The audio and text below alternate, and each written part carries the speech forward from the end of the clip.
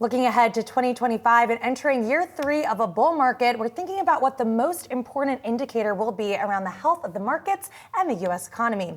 One thing that might not be getting enough attention, though, is the 10-year Treasury yield. The yield recently moved higher, and here to explain is Yahoo Finance markets and data editor Jared Blikre.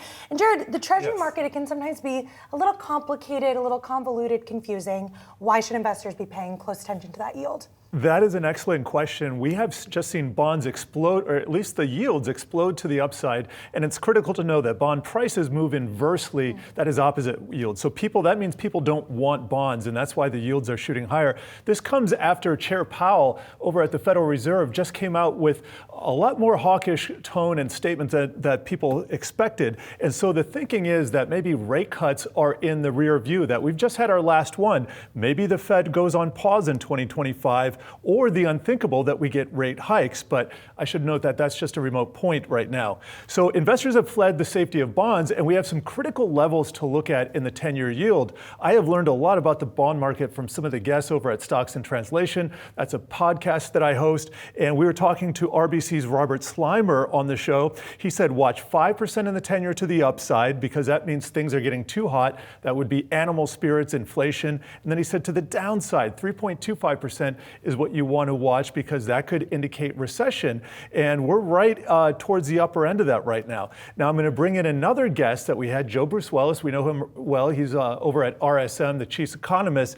And what he was saying, well, we have a clip of this. So let's get to that. It's going to be about what we should expect with the Trump trade. Financial markets are going to be one of the real institutional checks on the economic populism that's going to be put in place here. In 2025. The stock market has been the barometer of the first Trump administration. And the bond market's likely to be the second. So important point there. We all remember how Trump would talk about the Dow and the stock market and kind of use that as a gauge. I think the 10-year and specifically the bond market, or just generally the bond market, is going to be a very front of mind, top of mind thing going forward. And this has to do with all the pressures that Trump faces from higher yields. What he wants to do is generally inflationary, or what he's facing and walking into is an already inflationary environment. We have new tariffs. We have a new immigration policy. We have the continuing reshoring, bringing back businesses to the U.S. that sends prices up. We have higher spending. We have a record current account deficit. That means that we're importing a lot of stuff, we're exporting a lot of dollars. That drives the dollar higher. And so when we talk about higher yields, it plays in with a higher dollar. And as I've been talking about the last few weeks, the dollar wrecking ball is something that we need to pay attention to. So these yields, you might ask, why is it 5%? And we can get to that. Let me just go to the Wi-Fi Interactive, and I will show you what's happening in the 10-year. This is a 2-year chart, and you can see we just touched 5% at the very end. That was October of 2023. Now we have come down and we have broken this negative trend line to the upside. This is a breakout. This is concerning, because as yields head back up to this 5% level, it doesn't mean that they have to, but they'll probably move in that direction in fits and starts. That's going to cause more headlines and trouble for risk markets and stocks as investors consider regime change. And that's what Joe Brusuelas was talking about over there.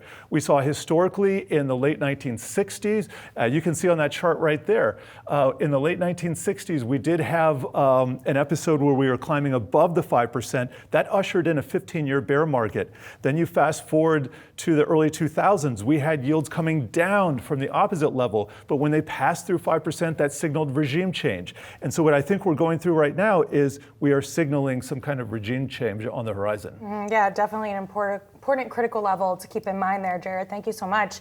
And you can catch more of Jared on Stocks in Translation Tuesdays and Thursdays at 8:30 a.m. Eastern Time on Yahoo Finance or wherever you get your podcasts.